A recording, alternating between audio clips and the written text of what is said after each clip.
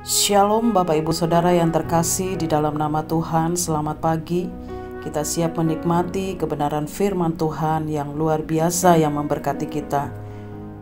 Pada pagi hari ini kita akan renungkan firman Tuhan yang terambil di dalam 2 Korintus pasalnya yang ke-12 ayat yang ke-7 sampai dengan ayatnya yang ke-10. Demikian firman Tuhan.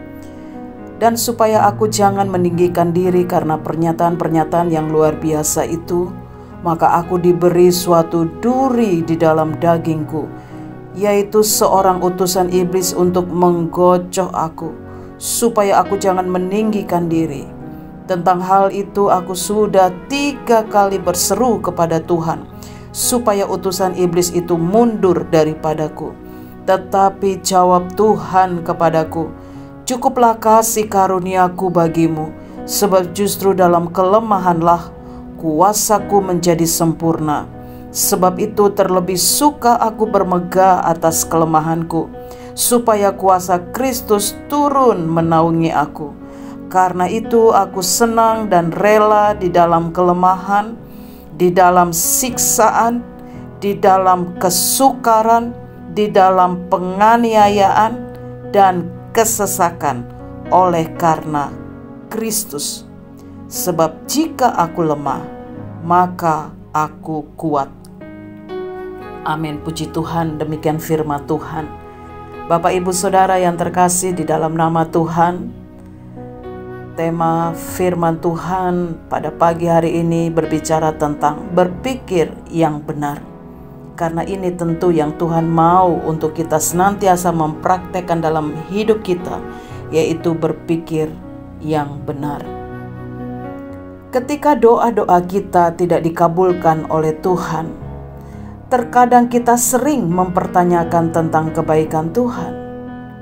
Apakah Tuhan masih menolong hidupku? Apakah Tuhan masih menjawab doa-doaku? Apa dosaku dan apa kesalahanku? Seringkali pertanyaan ini yang senantiasa terbersit dalam pikiran kita ketika doa-doa kita tidak dikabulkan oleh Tuhan. Bapak Ibu Saudara yang terkasih di dalam nama Tuhan, jika Allah tidak mengabulkan doa-doa kita, sebenarnya Tuhan sedang mempersiapkan kita untuk memasuki sesuatu hal yang lebih besar dan lebih baik lagi. 3 kali Rasul Paulus berdoa kepada Tuhan untuk Tuhan segera mencabut duri dalam daging di dalam kehidupannya. Tetapi Tuhan berkata di dalam ayat yang ke-9, "Tetapi jawab Tuhan kepadaku, cukuplah kasih karuniaku bagimu, sebab justru dalam kelemahanlah kuasaku menjadi sempurna." Ada kesakitan yang sangat luar biasa yang dialami oleh Rasul Paulus. Tetapi kita melihat dari gambaran firman Tuhan ini bahwa Rasul Paulus bukanlah tipe orang yang cengeng dan suka melo. Ia adalah seorang pejuang, petaruh, orang yang siap bayar harga dalam kondisi apapun. Karena terbukti di dalam 2 Korintus 11 ayat yang ke-24 sampai 27, Rasul Paulus berkata, "5 kali aku disesa orang Yahudi, setiap kali 40 kurang 1 pukulan.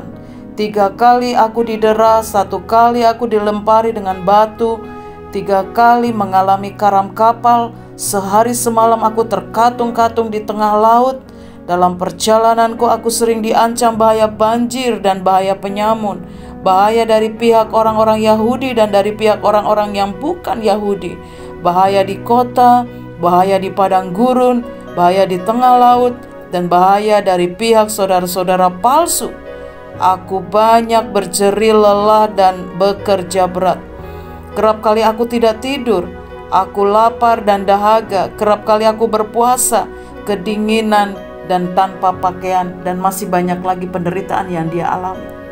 Tetapi duri dalam daging ini sangat-sangat luar biasa sakitnya. Bapak Ibu Saudara yang terkasih di dalam nama Tuhan, Pelajaran rohani apa yang akan kita ambil dari nats firman Tuhan pada pagi hari ini yang sudah kita dengar? Hal yang pertama adalah kita harus berpikir benar dalam situasi sulit apapun.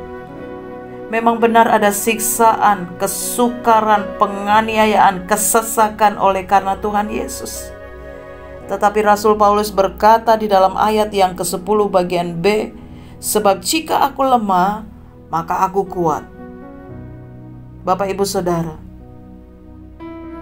jangan kita gundah gulana, kecewa, kepahitan, marah, takut, khawatir, sedih, dan lain sebagainya ketika kita ada dalam persimpangan jalan. Tetapi mari kita miliki pengalaman rohani bersama Tuhan setiap hari.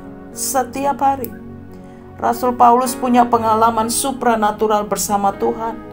Ia telah melihat kemuliaan di sorga dalam penglihatannya dalam bentuk gambar. Hal-hal yang besar dan fenomenal yang telah ia lihat. Tetapi Tuhan berkata, kamu jangan sombong akan hal itu. Kamu jangan meninggikan diri atas penglihatan itu, di dalam ayat yang ke-7.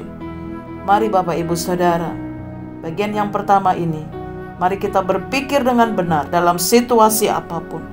Karena kita percaya, dan saya juga percaya, Tuhan sedang mengukir hal-hal yang indah di dalam kehidupan kita. Amin. Tuhan sedang mengukir sesuatu yang besar dalam kehidupan kita. Bagian yang kedua, kita harus mengerti tentang kasih karunia Allah.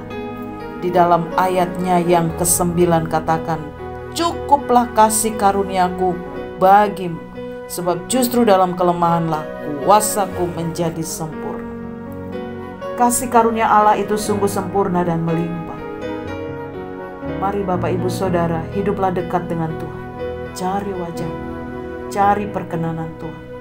Karena Bapa di sorga selalu rindu memberkati umatnya. Tuhan berkehendak memberikan kasih karunia kepada orang-orang yang selalu mencari Dia, mencari wajahnya. Tuhan tidak biarkan Rasul Paulus dalam kebingungan. Selalu ada jawaban yang pasti dari Tuhan. Sesudah Rasul Paulus menerima jawaban dari Tuhan, maka Rasul Paulus berhenti untuk meminta Tuhan mencabut duri dalam daging. Bapak Ibu Saudara yang terkasih, mari milikilah pemahaman yang benar tentang kasih karunia Allah. Dan kita miliki pengalaman yang benar untuk senantiasa berjalan dalam kehendak Tuhan. Saya percaya hari-hari yang kita lewati, hari yang penuh dengan kemenangan, hari yang penuh dengan sukacita, ketika kita sungguh-sungguh memiliki pikiran yang benar dan mengerti akan kasih karunia Allah. Tuhan Yesus memberkati setiap kita. Amin.